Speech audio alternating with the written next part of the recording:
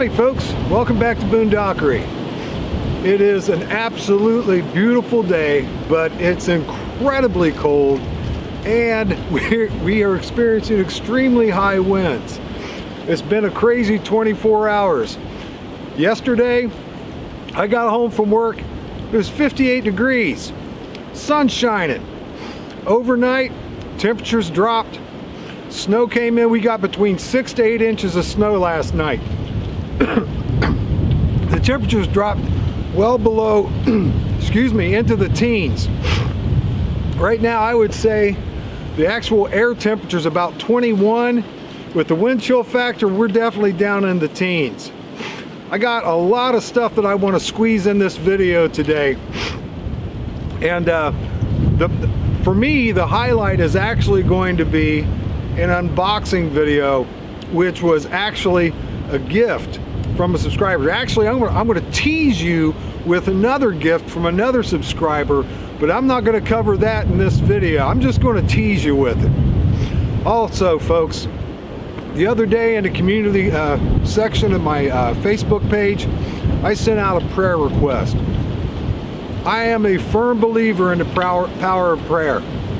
The next morning I woke up, my mind was clear, I didn't have a burden on my heart. Everything is lifted off of me.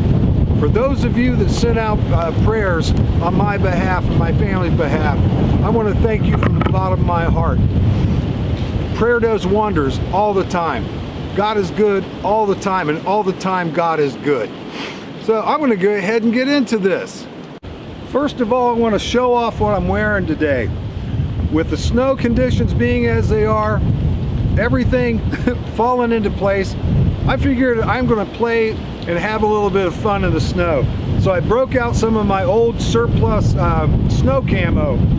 This is a white German military surplus poncho. I think it's basically made of cotton. It's not weather treated or anything, but as you can see, it definitely helps break up my silhouette in the snow. My overwhites are British surplus, and they just are super thin. They'll go over whatever type of clothing you have. Again, they're not weather treated or anything else like that, but it definitely helps conceal you in the snow. I haven't had a chance to look at any of my footage yet, so I have no idea just how well they work. I've never seen myself in the snow with them. So anyway, these are my overwhites. I just thought it would be fun to bring these out, play with them a little bit, give them a test drive, and show them off to you. Guess I'll go ahead and start off with my first tease. And I'm inside of half of the tease. Now in November, I decided that I was going to really give a serious torture test to my DD tarps. I have two, they call them multicam. They're not multicam, but the camouflage pattern's absolutely fantastic. It doesn't matter in my neck of the woods, if it's summer, if it's fall, it's absolutely fantastic camouflage. Even though technically it's not multicam, it's very effective, and every bit as much so, I believe, is multicam. But the reason I'm saying this is a tease is because in November I set up two shelters, one of which was a shelter that I could have open and to be able to shoot from if it's raining or what have you. When it's the weather may be wet, but you know, still not too inhospitable. And the other shelter I set up just like a regular wedge tent type of thing. I close off the ends. This is the way I always set this shelter up when I hammock camp. And it is not conducive to a whole lot of video work. As you can see, it's very confined. My camera lens, I don't have a wide angle lens. It's just way too expensive at this point. And so this is completely for shelter, completely for sleeping in. Like I said, I set these up in November and prior to Thanksgiving. And I've come out just about every single weekend and batten down the hatches, reset the stakes, tighten the tension in all the lines and things like that. And we've had some really bad weather. We've had ice storms, we've had snow, torrential downpours, high winds, and things like that. And I come out and check on them periodically. And the reason being is I'm doing a torture test with them. And probably in April, I'm going to take them both down, give them a good once over, and then I'm actually going to do a review video on these tarps. I've had them and used them for quite some time, but I just wanted to see just how tough and rugged these tarps are. And the other shelter that I had set up, just a shelter, had my firewood underneath there, had a cash box in there, right? I have my folding chair, a bunch of other stuff, pots and things like that. I went ahead and took that down 2 or 3 days ago, and it had started developing a fairly large hole in it, and that happened from the ice storm.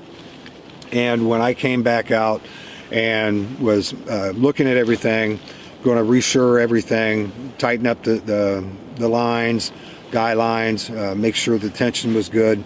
There was a huge section on top of the tarp where the Prusik knots had slid in, and with all the weight, it collapsed, and there was this huge block of ice. Trying to get the ice out of there, it broke, and a jagged section of the ice made a hole in the tarp. And I came out the other day and looked at it, and I noticed the wind was blowing a little bit. I could see light coming through the hole, and it looked like the hole had gotten a little bit bigger. It's not humongous, but I'd say it's probably about 4 or 5 inches now, whereas before, when the hole first started, it was probably only about an inch, inch and a half, 2 inches max. So I went ahead and took that down, and I'm going to do a real quick repair to it, and then bring it out, set it back up, and that way I can get pretty much a full, what would it be December, January, February, March. It's going to be a full 5 months of these tarps being exposed to the conditions, to the weather, to the environment, and just to see how tough they are. And so that's a tease, and I'll be shooting that in April when I take them back down, hang them up, go over with a fine-tooth comb, microscope, what have you, just to see the damage that's been done. If any damage has been done, I'm going to definitely look at all of the webbing, all of the seams, look at everything, and see just how well they held up. Now, if you recall, I forget how long ago it was, I posted a video, it's been fairly recently, on do-it-yourself ration packs. And my brother, Bill Johnson, he made a bunch of do-it-yourself ration packs, and he sent me a 24-hour ration pack to review and to try. And yeah, it was fantastic. It was awesome.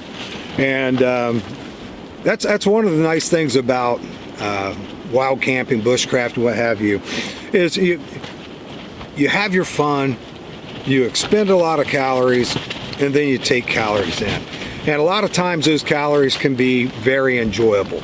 And just so happens, even though with all the chaos that went on the weekend that I tried to wild camp when I was trying out Bill's 24-hour ration pack, it was still absolutely enjoyable. Every bit of the process was. Well, since then, I had 2 subscribers send me rations, and one of which is a primary focus of my video today. My brother Val, a good buddy of mine that I've known for many years now. I've probably bushcraft and wild camped with him well over 12 to 15 years now. We don't get to see each other very often. He lives in Colorado and was in far away for many years, but anytime we can get together, it's like the conversation never stopped. We just pick up right where we left off. But he sent me a little package, and I'll get into that in greater detail in just a minute. The next thing, however, is a teaser. This was sent to me by a subscriber that enjoys my ration reviews. And this subscriber wishes to remain anonymous, so I'm going to respect their wishes. But this is a teaser for an upcoming ration review. Let's get in here, see what you can think this is. Now, for those of you that know your rations, this is a French 24-hour ration pack. And I want to really do this ration justice, so I'm going to hold off doing a review on this until I can get back to my secret fun spot. And that I'll do a video on the 24-hour ration pack, just like I did with Bill Johnson's DIY 24-hour ration pack. And I'll be able to film other things while I'm at my secret fun spot. But this is the teaser. Now, time to open up this and show you what's in it. Now, Val, about a year ago, invested in a home freeze dryer. And if any of you are into prepping, you're into homesteading, you are very well aware of the popularity of home freeze dryers. If you are into long-term storage, especially if you are a homesteader or a backyard gardener that produces a whole lot of produce throughout the year, you know that canning is, it's labor intensive, it takes a long time. You have to have lots of stuff. And it's, it is a chore. It's a fantastic way to preserve food. Freezing food, that can be a problem, because the thing is, if your electricity goes out, you could have thousands upon thousands of dollars worth of meat and produce that's frozen in your freezer that has a potential of going bad. And with canned goods, the safe margins, usually you use it within a year, no problem. If you have it stored in optimum conditions, canned food will last, easily 2-3 years, as long as they're stored in the proper conditions, proper temperatures, things like that. And freezer stuff, if it's in the freezer for a year or more, you're going to be looking at some freezer burn. Smart people, I don't want to say that could be taken the wrong way. Some people, like me, I use a vacuum sealer to seal all of my produce and my meat in prior to freezing it, and it prolongs the life in the freezer.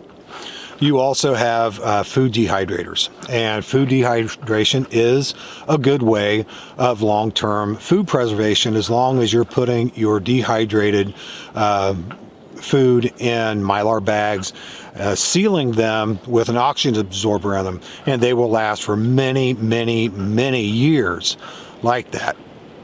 However, if you've ever tried to reconstitute dehydrated food, it quickly turns to mush. The flavor's still there, most of the nutrients are still there, so it's still healthy and it's still good for you, and it's still flavorful. However, the texture always is never what it was before. And freeze drying on the other hand, you get 100% of the nutrients. You have all the texture, all of the pleasing things about food. And when you freeze dry your food, you put those in Mylar bags and put an oxygen absorber in them, you're having a shelf life of 40 years plus, no problem. So the homesteading prepper community's been aware of these for quite a while. Val was able to get one, and he has a very hectic, busy lifestyle like most of us do. So as he's been able to do it, he has been developing recipes specifically to freeze dry and to store in Mylar bags, and he uses them for his hiking, backpacking, wild camping, bushcrafting, all that kind of outdoor stuff. Plus, he's developing quite a nice larder of preserved foods that he and his family will be able to enjoy well into the future. And the initial investment for those, it's substantial. If you're lucky enough to find one in an actual store in stock, if you can afford to buy it and you've been interested in it, my recommendation would be buy it then. Minimum lead time on just about all of the manufacturers. I think Harvest Right is the one that I look at most frequently and daydream about owning one. You know, daydreaming about that lottery win. Oh, okay.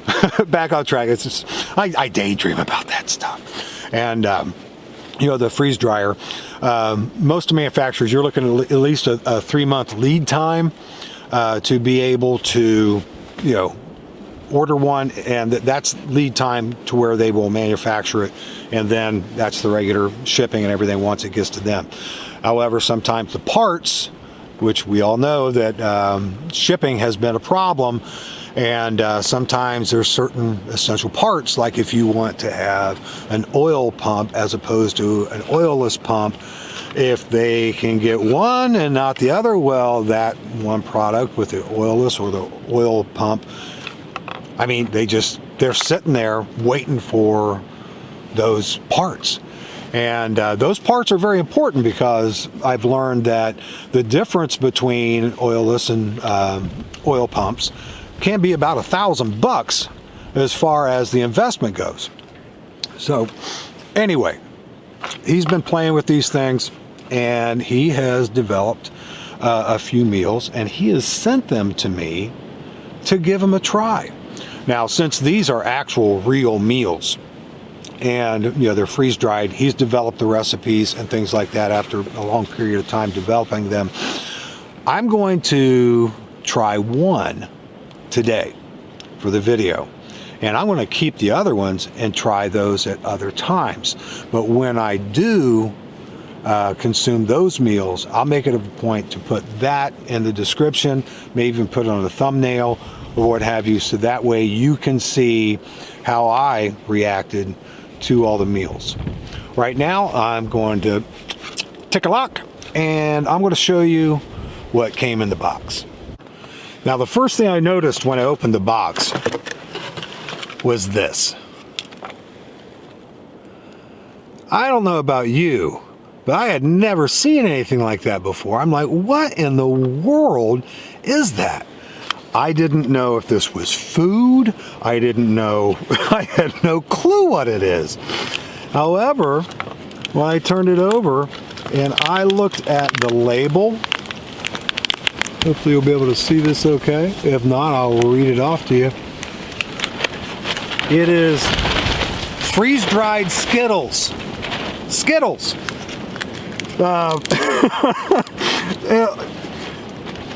It blew my mind. As you can see, the freeze drying process has a way of making them explode. It was exploding. But he has on here no oxygen pack, used within 24 months. So just being vacuum sealed is going to make these consumable for up to 2 years. So that's absolutely fantastic. Used before February 2024. So I actually received 3 of these. Now, because I was so curious and knowing that I had 3 of these, I went ahead and opened one and tried it. They're very crunchy. They're very crisp. And I personally do not like Skittles. I don't like that chewy, gummy thing. That's the thing. It's like, is it candy? Is it gum? Is it taff? I don't know what it is. It just doesn't feel good in my mouth. So I tried one of these. The flavor is out of this world. I don't really notice the flavor of a Skittle above the unpleasant, for me anyway, the unpleasant texture. And so there was no unpleasant texture. It's a different kind of texture, because when you bite into it, you think it's like a jawbreaker and it's going to break your teeth, but as soon as it shatters and it breaks into really small pieces, and your saliva works with it, and you know, it's easy to chew up and swallow everything, but the flavor is incredibly intense. And that right there is just something else. I actually let my grand monkeys try these. They love them. I actually took them to school, and I had a couple students of mine that I used as guinea pigs and asked them to just try one, no questions asked, and I don't know why they trust me, but some of them do. And they went ahead and tried them. I said, "What is this?" And I said, "These are freeze-dried Skittles." They said, "Oh, where do you buy those?" I said, "You don't buy them." He says, "Oh, they need to make those. They need to make those and sell them." So anyway, it came with 3 packages of freeze-dried Skittles. This one here was packaged in August 2021. This is Chickpea Masala. And the packaging, good heavy-duty Mylar. It's really neat because it has the tabs at the top for easy, quick tear open and things like that. It does not appear to have a Ziploc, and so I'm going to be when I produce these, I'll either do it in the package or I'll put it in another container. The next meal, which I'm very intrigued with, is coconut curry, chicken and lime rice. This was packaged in August 2021. Now this one here is actually going to be handed off to me. It's the last one. It's actually going to be handed off to me from Bill Johnson from Crow Studios for me to go ahead and prepare. So I'm just going to go ahead and leave that on there, and you got to watch his video, because in the video he's actually going to hand it off to me. So just to play along and to have some continuity between those 2 videos, I'm going to go ahead and take the meal, show you what it is, and prepare it. Thank you, Brother Bill. Appreciate that. Well, let's see what this is. Oh, goodness gracious. Teriyaki chicken and bone broth rice with broccoli, and it's mildly spicy. I think I can handle a little spicy with today's temperatures. The ingredients are chicken bone broth, enriched long grain rice, broccoli, organic chicken breasts, teriyaki sauce and spices, which are turmeric, curry, ginger, and cayenne. Date of packaging, February 2022. Thanks for handing it off to me, Brother Bill, and thank you, Val. Let's go ahead and cook this up. Now, the first thing I need to do is to open this up and take a look at it. Now this looks like a tremendous amount of food, and I know that a Mountain House meal is usually a 2-person serving. I would say this is at least a 2-person serving by the look of the dimensions of it. Let's go ahead and take a look at this. Oh wow, let me put my knife up here. And I apologize for the videography. I am very confined. Look at this. Look at this. My goodness gracious. Look at that. Oh, that looks absolutely fantastic. Get the oxygen absorber out of there. And I'm going to crunch this up just a little bit. Get it to where I can reconstitute it. Oh, well, look at that. That looks magnificent. And it's not even reconstituted yet.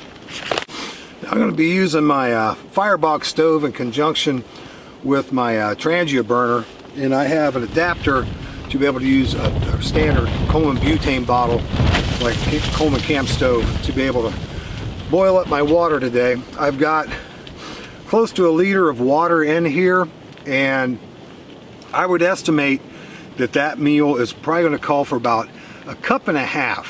A lot of the 2-serving meals I get from Mountain House, they're usually right at about 2 cups to 1.5 cups. I'm going to go ahead and start off with 1.5 cups because I don't want it too soupy. And then I'm going to check it after about 5 minutes of reconstituting my freeze-dried meal koozie and play with it from there. And I'll have enough hot water left over to enjoy a nice cup of coffee, because I still have coffee left over from the ration pack that Bill Johnson sent me. So we'll go ahead and get this started, and it's, even though I'm inside the shelter, it's the breeze is still coming in pretty good, so I may have to go with my windshield on this. Yeah, we'll just keep an eye on it and go ahead and let this water come to a boil, and we'll go ahead and start preparing that meal.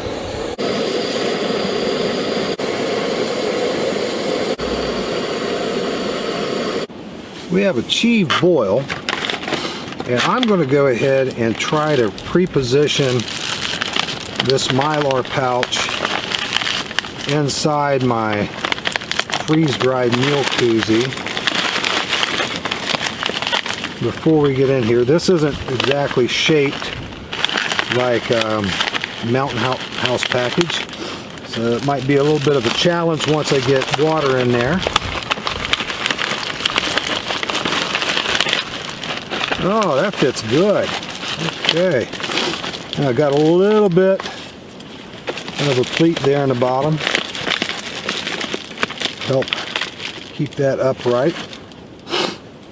Now I'm going to measure up a cup and a half, which will be 12 ounces of water here. I got too much stuff and too little space. And that's just the way it goes when you're camping. So, go ahead and, oh yeah, whoa. I just got a face full of steam. Okay, I'll pull this around so I can see it. And we're going to start off with 12 ounces. And hopefully that won't be too much. But if it's too little, I will find out in just a few minutes. We got some type of aircraft flying overhead. Let's see here. We're going to pour this in slowly. Pour about half. A little more than half in there. Okay. That's making it nice and pasty. Just nice and pasty. I'm going to put the rest of that in there.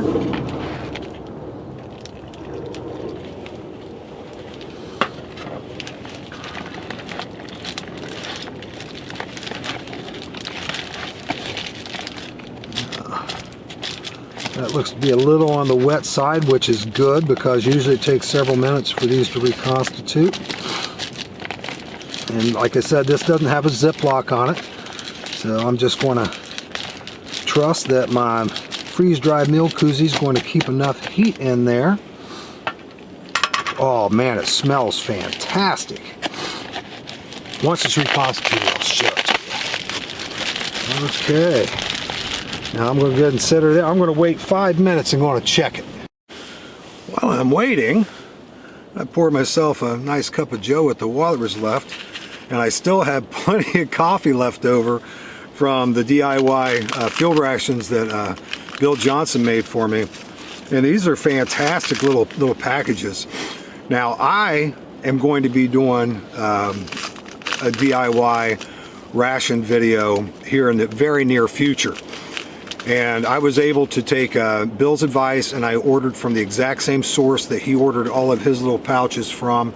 And we just recently bought a really big gosh, I forget the name of it, Garden Fest or something like this. This huge 8-tiered food dehydrator for primarily for our preserving of our produce that comes out of our garden in the summer. But I want to try a bunch of other things with it.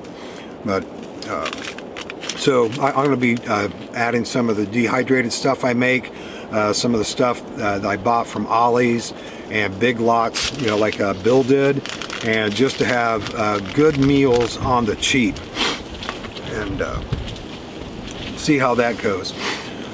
I have had a fairly hectic winter so far, but it's all good. It's all good. It's all good. Whenever I get stressed, I know what to do, and if I can't do it on my own, I have good folks like you guys helping me out and going with it from there. But I see a lot of things I want to do for this spring and summer, and I'm starting to make preparations for that. I've got several more videos in the works I'm going to be working on. A couple of things I've already teased about. Actually, I teased on another one right there with the DIY rations, and it's all good. It's all good, and really looking forward to actual fairly consistent weather again. Like I said, it was 58 degrees yesterday, and today the wind chill has got to make it in the single digits. Tonight it's supposed to dip down to about 11. I'd say that the wind chill, because it's supposed to be windy like this, sustained winds of about 20 miles per hour throughout the day into tomorrow, and so I'm certain the wind chill is going to be well below zero. Unfortunately, I am not going to be able to camp out tonight. Got other things going on, but this would have been an absolutely fantastic opportunity for me to continue to field test my Snug Pack sleep system, of which so far it's been doing really well, and expect a review on that and my Firebox stove and my ILBE. Again, probably the very beginning of spring, maybe getting toward mid-spring, so that way I'm just going to do an overall satisfaction report, after actions report for those products, putting them through their paces exclusively throughout the winter months, and just share my thoughts on those. And hopefully that'll assist you if you were considering purchasing any of those products or using any of those products for exclusively winter camping.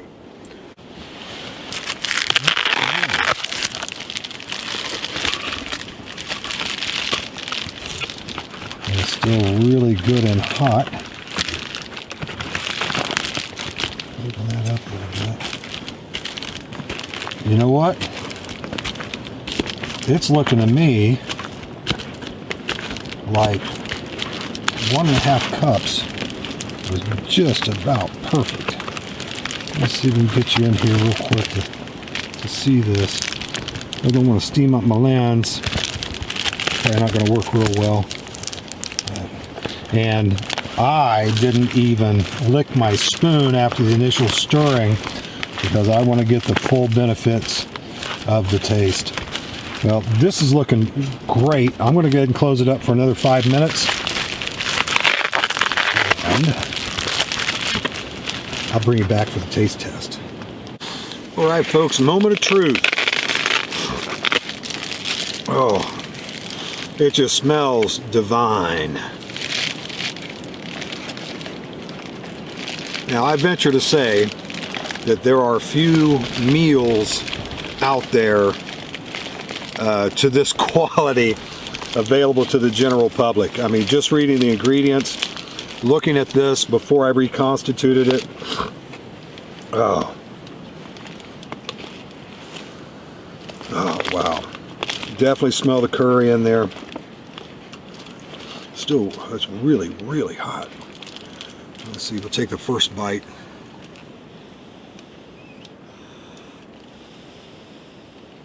As far as the visual goes, it may be a little bit pasty, not refined chunks like you find in an actual restaurant meal, but it's still very pleasing. The little flowerets of the broccoli, big chunks of chicken, the rice, it all looks absolutely fantastic.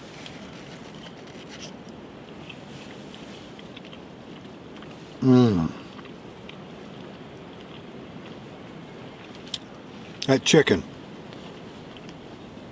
it's like I had this at a restaurant and I just cut off a small piece of chicken and put it in my mouth. It reconstituted perfectly, and the flavor of it, man.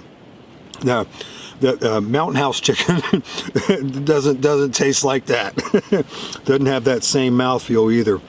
That was mostly just chicken. Let's see if I can get some of the broccoli in there.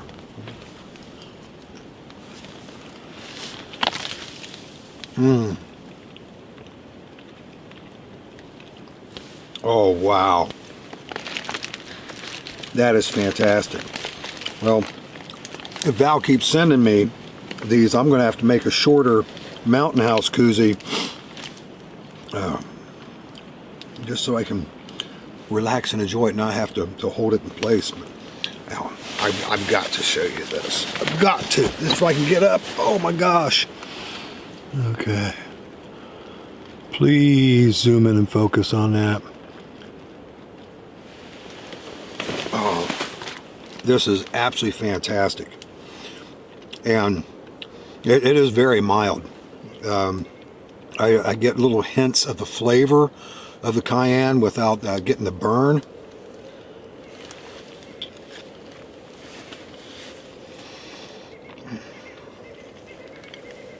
There is so much chicken in this. Oh my gosh. Oh. There has got to be at least 3 times as much chicken in this than there is, possibly 4 times as much, and there is in Mountain House chicken entrees. Oh my gosh.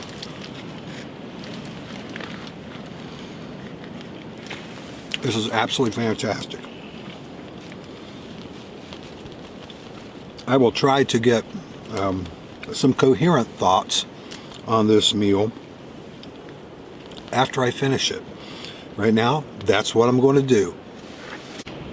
Well, folks, without a doubt, that was the finest freeze-dried meal I have ever consumed. The flavor was off the charts. The amount of chicken that was in it. Wow, that's easily a 2-serving meal. I am stuffed and I am warm and I am happy. That was absolutely amazing. Now, I knew that Val was a man of many talents. I was unaware that he was also a gourmet chef, but apparently he is, and I am very, very thankful that for whatever reason, he decided to share his talents with me today. And I was able to share those with you. It's been an absolutely beautiful day. Yeah, it's cold. Yeah, it's windy, but it is absolutely gorgeous. Absolutely gorgeous. As a matter of fact, I'm going to go ahead and get all my stuff ready to go. And I'm going to spend a little more time hiking around and enjoying this beautiful terrain before I head on back home. Folks, thank you so much for joining me. I'll see you next time.